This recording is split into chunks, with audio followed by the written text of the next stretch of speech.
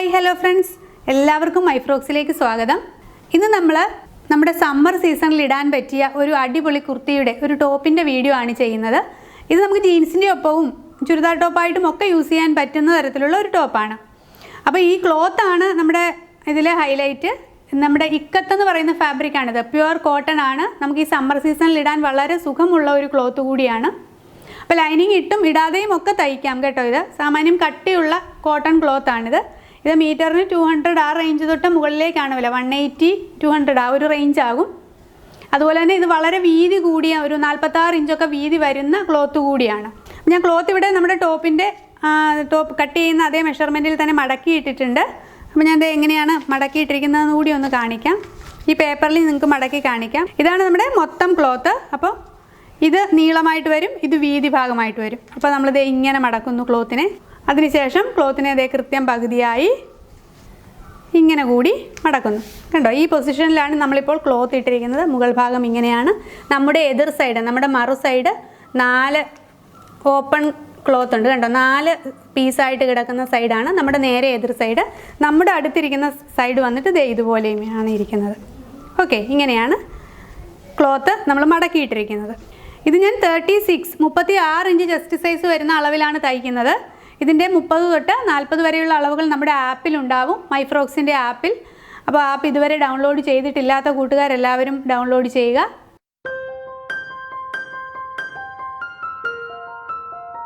ഇവിടെ ഞാൻ എടുത്തിരിക്കുന്ന ഈ ക്ലോത്തിൻ്റെ നീളവും വീതിയും ഒന്ന് പറയാം. കണ്ടോ, ഇതിൻ്റെ ലെങ്ത് ഒരു പീസിന് വന്നിട്ട് 35 ഇഞ്ചാണ് ഞാനിവിടെ ലെങ്ത് എടുത്തിരിക്കുന്നത്. അപ്പോൾ എനിക്ക് വേണ്ട ലെങ്ത് എന്ന് പറയുന്നത് ഒരു 39-40 ഇഞ്ചാണ് ഫുൾ ടോട്ടൽ ലെങ്ത് വേണ്ടത്. ഇതിന് താഴെ ഞാനൊരു ഫ്രില്ല് പോലെ കൊടുക്കുന്നത് കൊണ്ടാണ് 35 ഇഞ്ച് നീളത്തിൽ എടുത്തിരിക്കുന്നത്. നിങ്ങൾക്ക് അങ്ങനെ ഫ്രില്ല് വേണ്ട എന്നുണ്ടെങ്കിൽ നിങ്ങളുടെ ടോട്ടൽ ലെങ്ത് തന്നെ എടുത്തുകൊള്ളുക. എത്രയാണ് നിങ്ങൾക്ക് വേണ്ട ലെങ്ത്, ആ ലെങ്ത് തന്നെ എടുത്തുകൊള്ളുക. ഇനിയും അതുപോലെ തന്നെ ഈ ക്ലോത്തിൻ്റെ വീതി കണ്ടോ, ഈ ക്ലോത്തിൻ്റെ വീതി വന്നിട്ട് ഏകദേശം 22.5 ഇഞ്ച് ഒരു പീസിന് വരുന്നുണ്ട്. അപ്പോൾ ടോട്ടൽ വീതി എന്ന് പറയുന്നത് 45 ഇഞ്ച് വീതിയാണ് വരുന്നത്. ഈ ക്ലോത്ത് നല്ല വീതിയുള്ള ക്ലോത്ത് ആയതുകൊണ്ട് തന്നെ നമുക്ക് സ്ലീവിന് സെപ്പറേറ്റ് ക്ലോത്ത് എടുക്കേണ്ടി വരില്ല. ഹാഫ് സ്ലീവിന് വരെയുള്ള ക്ലോത്ത് ഇതിൻ്റെ ഈ സൈഡിൽ നിന്ന് തന്നെ നമുക്ക് കിട്ടും. ഫുൾ സ്ലീവ് ആണെങ്കിൽ മാത്രം നിങ്ങൾ ക്ലോത്ത് എക്സ്ട്രാ എടുത്താൽ മതി. ഇനി നമുക്കിത് ഇവിടെ ഈ ടോപ്പ് ഭാഗത്ത് മെഷർമെൻ്റ് ഒക്കെ ഒന്ന് മാർക്ക് ചെയ്ത് പോകാം. ഞാനിവിടെ ഷോൾഡർ ആദ്യം മാർക്ക് ചെയ്യുന്നു. ഷോൾഡർ വന്നിട്ട് 6.25 ഇഞ്ചാണ് മാർക്ക് ചെയ്യുന്നത്. ഇനി ഷോൾഡറിൻ്റെ ആ ഭാഗത്ത് നിന്നും താഴേക്ക് നമുക്ക് ആം ഹോൾ മാർക്ക് ചെയ്യാം. ആം ഹോൾ 7 ഇഞ്ചാണ് മാർക്ക് ചെയ്യുന്നത്.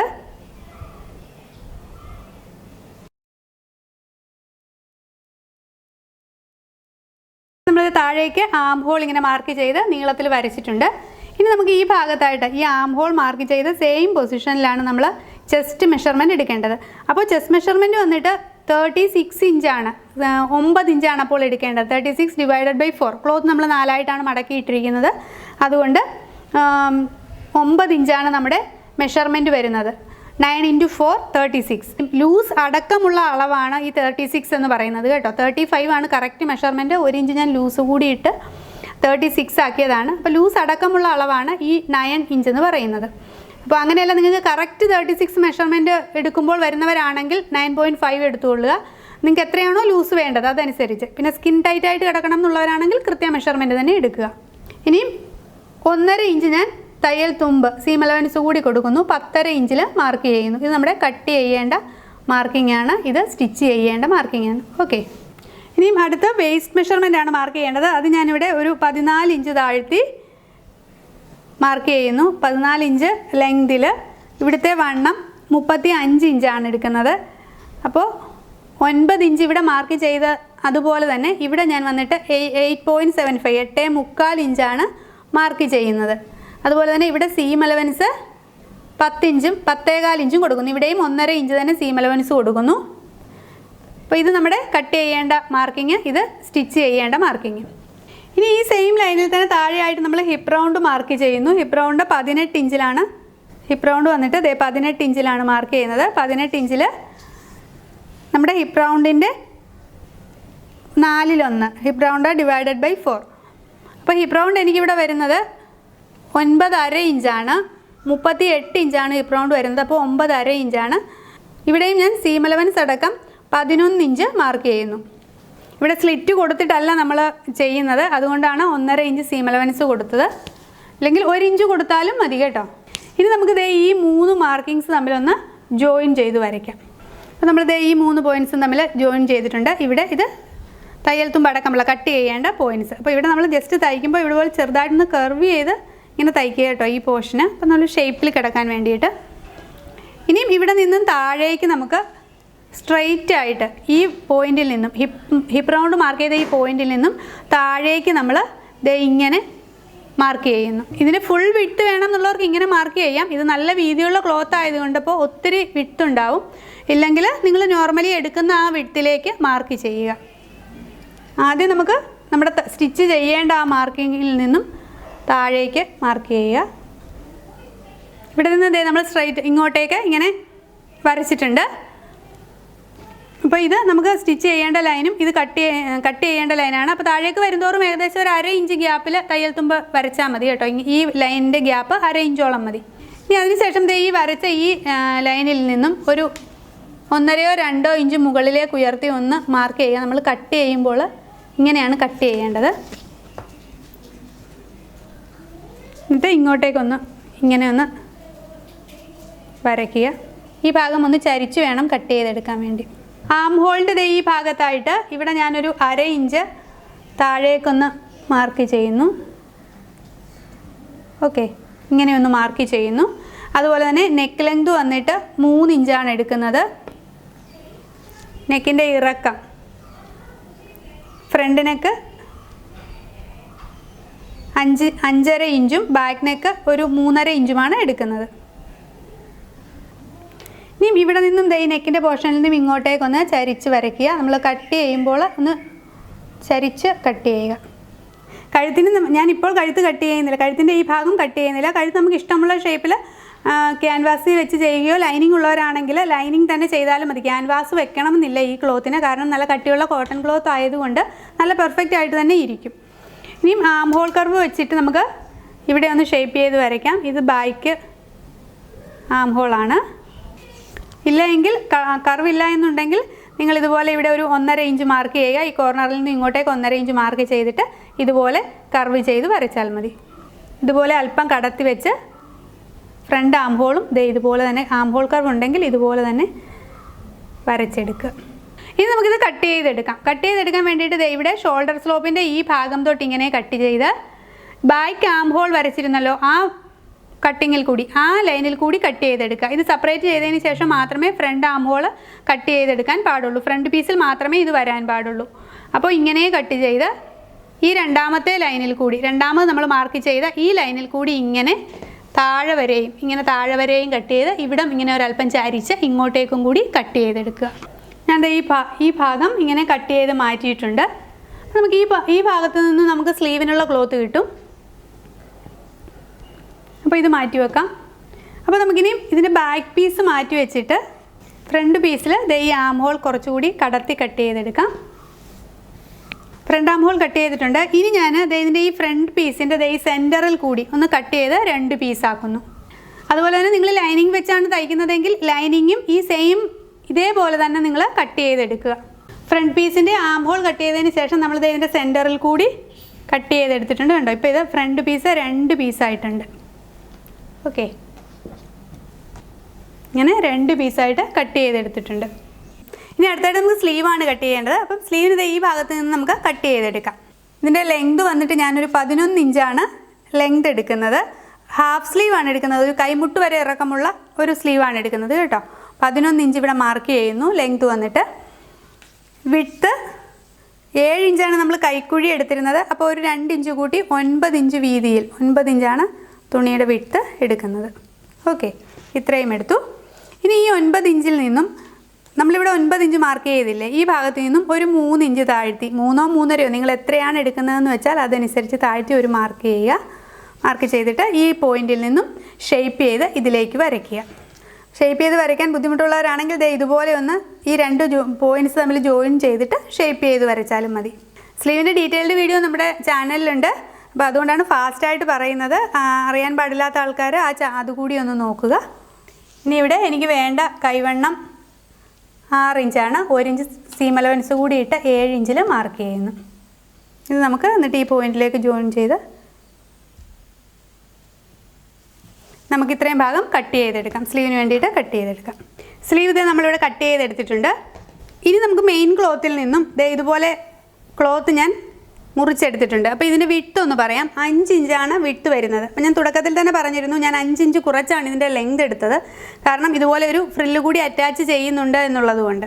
അപ്പോൾ 5 ഇഞ്ച് വിട്ടിൽ ലെങ്ത് എടുക്കേണ്ടത്, ഇതൊരു ഫ്രണ്ട് പീസാണ്. ആ ഫ്രണ്ട് പീസ് നമ്മൾ കൃത്യം സെൻറ്ററിൽ വെച്ച് 2ആയിട്ട് മുറിച്ചിരുന്നല്ലോ. അപ്പോൾ അതിലെ ഒരു പീസാണിത്. അപ്പോൾ ഈ ലെങ്തിൻ്റെ നേരെ ഇരട്ടി എടുക്കുക, എന്നാലേ ഫ്രിൽസ് വരുമ്പോൾ ഒരു ഭംഗി ഉണ്ടാവുകയുള്ളൂ.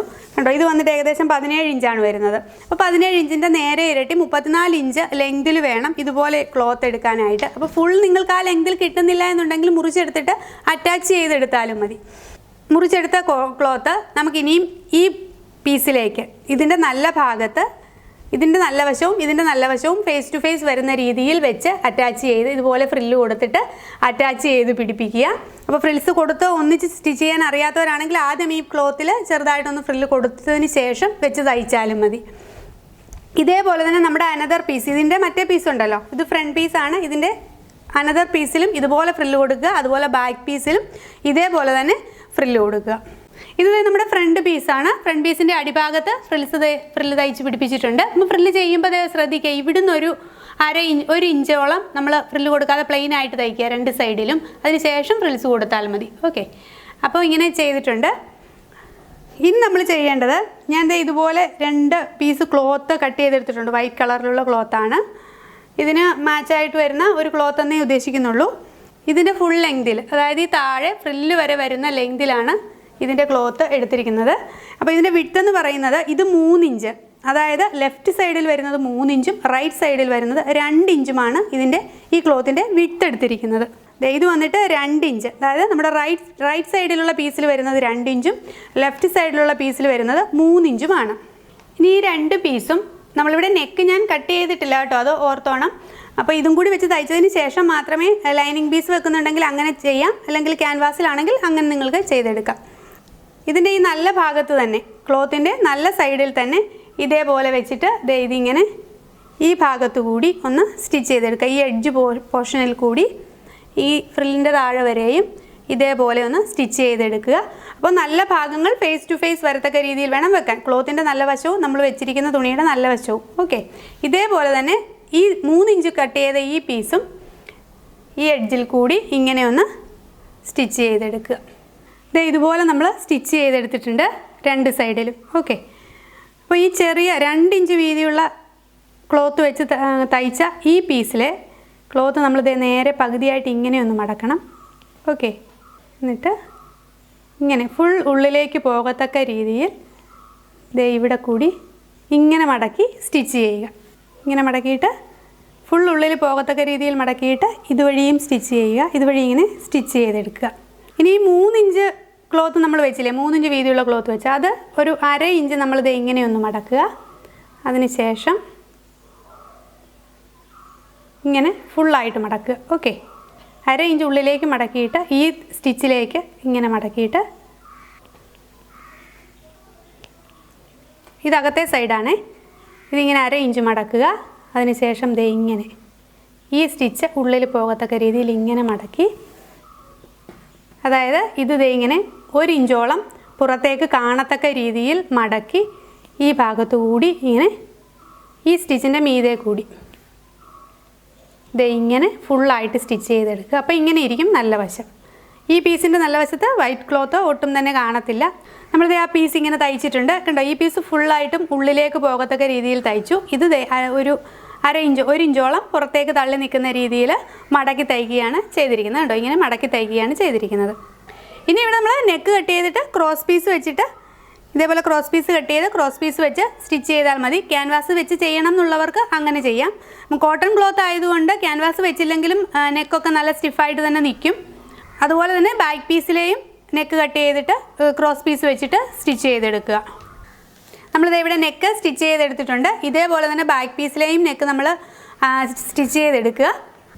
അതിനുശേഷം നമ്മൾ ഈ പീസ്, ഈ വൈറ്റ് ക്ലോത്ത് ഉള്ളിലേക്ക് മടക്കി വെച്ചിരിക്കുന്ന ആ പീസ് എടുത്ത് ഇതിൻ്റെ മീതേക്ക് വെച്ച് ഇങ്ങനെ ഒന്നുകിൽ ഇവിടം തൊട്ട് തയ്ക്കുക. നിങ്ങൾക്ക് എങ്ങനെയാണ് ഇഷ്ടം എന്ന് വെച്ചാൽ ഒന്നുകിൽ ഇവിടം തൊട്ട് സ്റ്റിച്ച് ചെയ്യുക, ഇല്ലെങ്കിൽ ഒരു 1-1.5 ഇഞ്ച് താഴ്ത്തിയിട്ട് ഇവിടം തൊട്ട് ഇത് ഇത്തിരി അല്പം ഓപ്പണായിട്ട് കിടക്കത്തക്ക രീതിയിൽ ഇത് ഇങ്ങനെ ഇട്ടിട്ട് ഇതിങ്ങനെ അല്പം ഓപ്പണായിട്ട് കിടക്കത്തക്ക രീതിയിൽ ഇങ്ങനെ ഇട്ടിട്ട് ഇവിടം തൊട്ട് സ്റ്റിച്ച് ചെയ്ത് ഇങ്ങനെ വെച്ചിട്ട് താഴേക്ക് സ്റ്റിച്ച് ചെയ്യുക. അപ്പോൾ താഴെ നിന്നും ഒരു 9 ഇഞ്ച് മുകളിലേക്ക് വരത്തക്ക രീതിയിൽ ഇവിടെ വരെയും ഇങ്ങനെ ഇവിടെ വരെ സ്റ്റിച്ച് ചെയ്ത് നിർത്തുക. ഇത്രയും ഭാഗം നമ്മൾ ഓപ്പൺ ആയിട്ട് ഇട്ടിരിക്കുകയാണ് ചെയ്യുന്നത്. ഇവിടെ ഞാൻ ഇതുപോലെ സ്റ്റിച്ച് ചെയ്തിട്ടുണ്ട്. ഈ പീസ് എടുത്ത് ഇതിൻ്റെ മുകളിലേക്ക് വെച്ച് സ്റ്റിച്ച് ചെയ്തിട്ടുണ്ട്. ഇത്രയും ഭാഗം ഓപ്പൺ ആയിട്ട് ഇട്ടിരിക്കുകയാണ്. അതുപോലെ തന്നെ മുകളിലും ഞാനൊരു 1 ഇഞ്ചോളം 1.5 ഇഞ്ചോളം ഓപ്പൺ ആയിട്ടാണ് ഇട്ടിരിക്കുന്നത്. നിങ്ങൾക്ക് വേണമെങ്കിൽ ഫുള്ളായിട്ട് ഇങ്ങനെ സ്റ്റിച്ച് ചെയ്യാം കേട്ടോ. ഇതിന് ശേഷം ഞാനിവിടെ ഒരു 3-4 ബട്ടൺ വെക്കുകയാണ് ചെയ്യുന്നത്. ഇനി നമ്മളിത് ബാക്ക് പീസും ഫ്രണ്ട് പീസും തമ്മിൽ ജോയിൻ ചെയ്യുക, ഷോൾഡർ തമ്മിൽ ജോയിൻ ചെയ്യുക. അതിനുശേഷം സ്ലീവ് അറ്റാച്ച് ചെയ്യുകയാണ് ചെയ്യേണ്ടത്. അപ്പോൾ സ്ലീവ് നമ്മൾ നേരത്തെ കട്ട് ചെയ്ത് വെച്ചിട്ടുണ്ട്. അപ്പം സ്ലീവിൻ്റെ ഈ ഭാഗത്തു കൂടി ഞാൻ ഇതുപോലെ ഒരു വൈറ്റ് ക്ലോത്ത് പടി പോലെ വെക്കുന്നുണ്ട്. ഇതുപോലെ 2 ഇഞ്ച് വീതി വരുന്ന ഒരു വൈറ്റ് ക്ലോത്ത് എടുത്തിട്ട് ഇതിൻ്റെ താഴത്തെ ഭാഗത്ത്, സ്ലീവിൻ്റെ താഴത്തെ ഭാഗത്ത് അകവശത്തായിട്ട്, തുണിയുടെ നല്ല ഭാഗത്തല്ല മറു സൈഡിലായിട്ട് ഇതേപോലെ ഒന്ന് സ്റ്റിച്ച് ചെയ്ത് പിടിപ്പിക്കുന്നു. ഇങ്ങനെ ഇതിൻ്റെ ലെങ്തിൽ ഇതുപോലെ ഇങ്ങനെ സ്റ്റിച്ച് ചെയ്ത് പിടിപ്പിക്കുന്നു. നമ്മൾ ഇതുപോലെ സ്റ്റിച്ച് ചെയ്ത് പിടിപ്പിച്ചിട്ടുണ്ട്. ഇനി ഇതിൻ്റെ നല്ല സൈഡിലേക്ക് ഈ ക്ലോത്ത് ഇതുപോലെ തന്നെ ഇങ്ങനെയൊന്ന് മടക്കി ഇങ്ങനെ പുറമേ കൂടി ഇങ്ങനെ കൂടി ഒരു സ്റ്റിച്ച് ചെയ്തെടുക്കുക. ഇത് ഇവിടെ കൂടെ സ്റ്റിച്ച് ചെയ്യുക. അനദർ സ്ലീവും മറ്റേ സ്ലീവും ഇതേപോലെ തന്നെ പടിവെച്ച് സ്റ്റിച്ച് ചെയ്തെടുക്കുക. അതിനുശേഷം സ്ലീവ് ബോഡി പാർട്ടിലേക്ക് നമുക്ക് അറ്റാച്ച് ചെയ്തെടുക്കാം. ഇതുപോലെ ഇങ്ങനെ നല്ല ഭാഗങ്ങൾ ഫേസ് ടു ഫേസ് വരത്തക്ക രീതിയിൽ ഇതിൻ്റെ സെൻറ്റർ പോർഷനും ഇവിടെ ഈ ഷോൾഡറിൻ്റെ ആ സ്റ്റിച്ച് വരുന്ന പോർഷനും ഒരുപോലെ വെച്ചിട്ട് ഇങ്ങനെ 2 സൈഡിലേക്കും സ്റ്റിച്ച് ചെയ്ത് പിടിപ്പിക്കുക. ഇവിടുത്തെ നമ്മൾ സ്ലീവ് അറ്റാച്ച് ചെയ്തിട്ടുണ്ട്. ഇനി നമ്മളിത് സ്ലീവിൻ്റെ ഈ ഭാഗം തൊട്ട് താഴെ എൻഡ് വരെ കൂട്ടി തയ്ക്കുക. ഇതേപോലെ തന്നെ മറു സൈഡിലും ചെയ്യുക. അതിനുശേഷം അടിഭാഗം മടക്കി തയ്ക്കുക. നമ്മുടെ അടിപൊളി കുർത്തി സ്റ്റിച്ച് ചെയ്ത് കഴിഞ്ഞിട്ടുണ്ട്. നല്ല ഭംഗിയുണ്ട് കേട്ടോ. അതുപോലെ തന്നെ ഇതിൻ്റെ ഫ്രണ്ടിലായിട്ട് ഞാനൊരു 3 വുഡൻ ബട്ടൺ കൊടുത്തിട്ടുണ്ട്. അപ്പോൾ നിങ്ങൾക്ക് പോൾട്ടി ബട്ടണോ അങ്ങനെ എന്തെങ്കിലും കൊടുക്കാനാണ് ഇഷ്ടമെങ്കിൽ അങ്ങനെ കൊടുക്കുക. അതുപോലെ കയ്യിലും ഞാൻ ഇവിടെ ഒരു ബട്ടൺ പ്ലാക്കറ്റ്, സ്ലീവിലും ബട്ടൺ പ്ലാക്കറ്റ് വെച്ച് ബട്ടൺ 2 സ്ലീവിലും കൊടുത്തിട്ടുണ്ട്. അപ്പോൾ ഇതുപോലെയുള്ള മോഡിഫിക്കേഷൻസ് ഒക്കെ നിങ്ങളുടെ ക്രിയേറ്റിവിറ്റി അനുസരിച്ചിട്ട് ചെയ്യുക. വളരെ ഈസിയായി സ്റ്റിച്ച് ചെയ്തെടുക്കാൻ പറ്റുന്ന നല്ല ഭംഗിയുള്ള ഒരു കുർത്തിയാണ്. അതുപോലെ ഇപ്പോഴത്തെ ഒരു ട്രെൻഡിങ് ആയിട്ടുള്ള കുർത്തിയും കൂടിയാണ്. ഈ ടൈപ്പ് കുർത്തികളൊക്കെ ആണല്ലോ ഇപ്പോൾ നമ്മൾ കടയിൽ നിന്നും വാങ്ങിക്കുന്നത്. അപ്പോൾ നിങ്ങൾ എല്ലാവരും ഇതൊന്ന് സ്റ്റിച്ച് ചെയ്ത് നോക്കുക. ഇതിൻ്റെ ബാക്കി എല്ലാ അളവുകളും നമ്മുടെ ആപ്പിലുണ്ടാവും. ആപ്പ് ഇതുവരെ ഡൗൺലോഡ് ചെയ്തിട്ടില്ലാത്ത കൂട്ടുകാരെല്ലാവരും ആപ്പ് ഇൻസ്റ്റാൾ ചെയ്യുക. അപ്പോൾ എല്ലാവരും ഷെയർ ചെയ്യാനും കമൻറ്റ് ചെയ്യാനും സബ്സ്ക്രൈബ് ചെയ്യാനും മറക്കരുത്. Thank you for watching.